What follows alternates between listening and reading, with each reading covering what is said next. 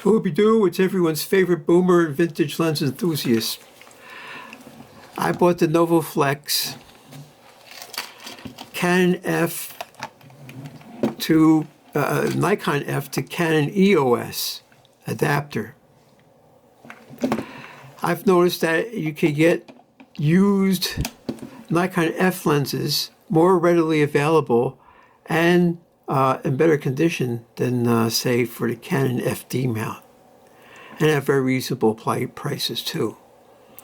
So I bought the KIRON 28mm f2 MC, I guess that means multi-coated, for a Nikon AI mount. See, NAI. I guess that's what that tab's for.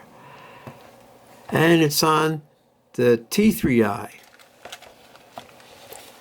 Excellent combination. The Canon T3i has a full focusing screen. What I do is I look at the sky and I try and focus in on this reticle it has, right? When that looks sharp, then I focus on something that looks contrasty and bright. And then I go back and I fine-tune it again on the focusing screen through the viewfinder. And then I fine-tune the focus. I only do that once. Something like 10 foot away, 12 foot away, even 20 feet away. And then you're good to go for the rest of your shoot. Now I do this wide open at the maximum aperture, in this case it's f2. Believe it or not, a 28mm f2 has quite a bit of depth of field the further away you are from something.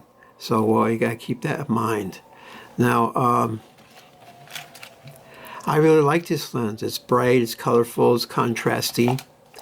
It focuses down to 1 foot. Wow. And it comes in handy when you get close-ups. So I stick it in manual mode. There's no connection between the lens and the camera.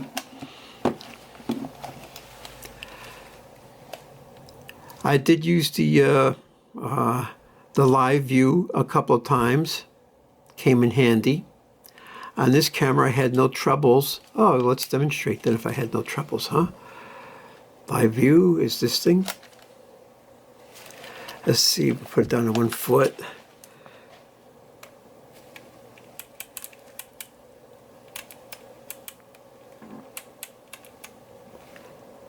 Of course, you could zoom up too. And in Canon land, when you go to maximum zoom, it turns back to full screen again. So that's but you know, that's it's annoying. You have to hold it in front of your face like this, and the camera could jiggle or something. If you've got the boomer shakes like I got sometimes, and the whole idea of a DSLR is looking through this viewfinder. I mean, this is like using a mirrorless camera, but it's not a mirrorless camera. I'll demonstrate. All right, I'm in live view mode. Make it somewhat. The mirror has to pop up. So the mirror pops down, pops up, takes a picture. It's not a real mirrorless camera. So you gotta keep that in mind. That's annoying. So I like to look through the viewfinder, and it's easier to see the information 99% of the time, where it's hard to see the information maybe 40% of the time on the screen. So you gotta keep that in mind also. So the T3i is a great camera. It has nice, clean ISO, high ISO, 800 in a pinch, 1600 in a pinch. You know, I always have the high ISO at low, and I do have the long exposure noise reduction on auto because that's the only choice you get. So I went to the park October 16th. And what do you think? I thought I was going to take these grand vistas of the leaves. There were 2 great herons on the lake because the guys who were drilling post holes weren't drilling post holes that day, but I didn't know that. So I took some segments of a great heron, which is a big bird, and he must have been 100 feet away or more with this lens, and I zoomed up on it, and that's the best I could do. Of course, the next day, when I went with 70 to 150 zoom, there is no great HIRON there. So that's just the breaks, you know. So, but I wanted to break from the T1i to the 3i. Since I got this, I want to see if it's better or worse or something. So the functions are mostly the same, but it's just slightly different. And it's like 16 megapixels instead of like 12 or 13. And it's an excellent combination. I like the way this came out. Really. This lens was cheaper than the Canon 35mm f2 radioactive with the black nose, I think. So this is the one to get, the 28mm f2. And on crop sensor, that'd be like a 52mm lens. It'd be sort of like normal. Right, let's see, 4 and 4 carry that. Yeah, 56mm, right? Oh, half of that is 14. Oh, so that'd be 13 carry to 1.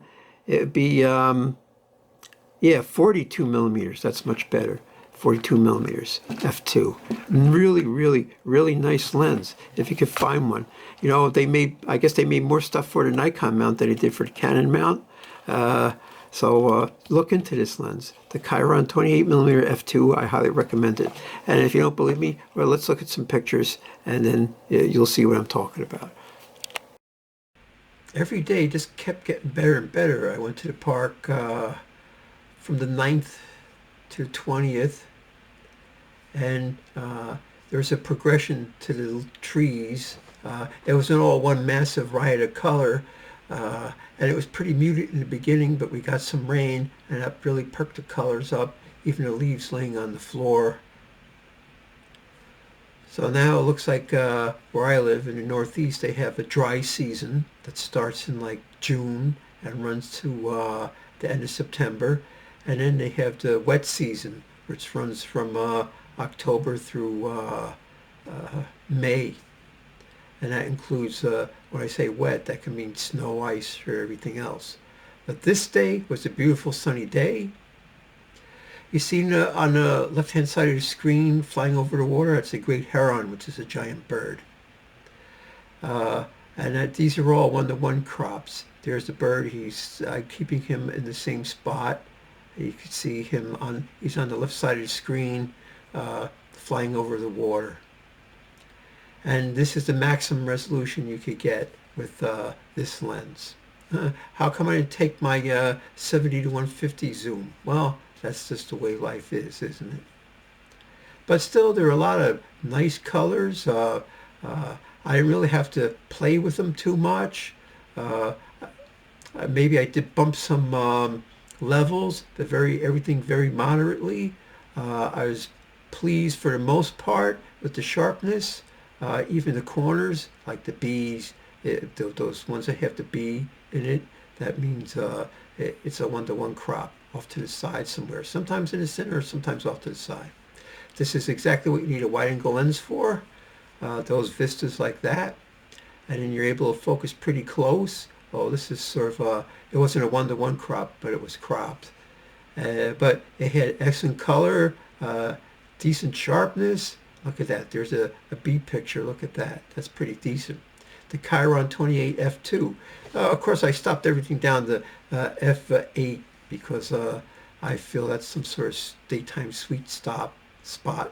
You really wouldn't want to stop down any further unless you absolutely needed the depth of field.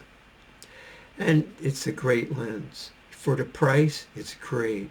You know, you could buy this lens and another lens rather than like a 24mm f2 or 35mm f1.8 from some brand name company, you know, the top 3 or top 4. You know, KIRON, man, they make some really good stuff. Absolutely. And they make stuff for other people too, and they just slap their names on it. So this is the Canon DSLR T3i. I was very pleased with the color renditioning. Of course, I learned from the T1i that I got to start the exposure bias at -1. And I got some really good results. I was very pleased with them. Very pleased. So all I had to do was change the shutter speed mostly and focus a little bit. It so came out so colorful, contrasty. I guess the multi-coating really helps, huh? Is it a resolution beast? No, it's pretty good, and the centers is really good. I got to focus precisely. I almost didn't use the live view at all. On some close-ups I did, but everything else was right off the eye level viewfinder, the optical viewfinder. And well, of course, you would expect that. If you get anywhere close at f2 and you stop down to f8 on a 28 millimeter, well, practically everything's going to be in focus, without a doubt. So it's a fine combo. I mean, I could say blah, blah, blah, this and that, but here, look at these pictures. You can see yourself. You know, for the price of what a KIRON's going for, it's a great value. And it's really, it would fulfill 95% of your needs. Let's put it that way. I mean, compared to like a Canon or a Nikon. But you'll get it at like a half or less price for a fine specimen too, not a beat-up old ratty copy. I mean, I just really like the tonal range. You know, it's, I didn't have to adjust anything in the camera and post-processing. Some, there's very few that I ended up sharpening, and most are exactly the way they came out of the camera. Like here, look at this is 1600 at a 5.6. I was still using a slow shutter speed there too. So it really could pull its weight, even in low light, tricky situations like that. But I thought, you know, look at how clear the sky was, and the water was blue, and everything looked fantastically sharp. And it's a good lens. You know, I was shooting into the sun, but maybe I was a tree was blocking this direct sun, and then it's still, you know, the highlights and the shadows came out really good.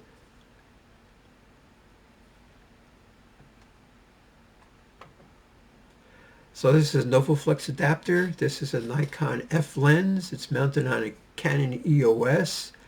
And if you want to have one lens to play with, oh, this is, you can't do much better than this, not unless you want to spend big bucks. So you should really consider that.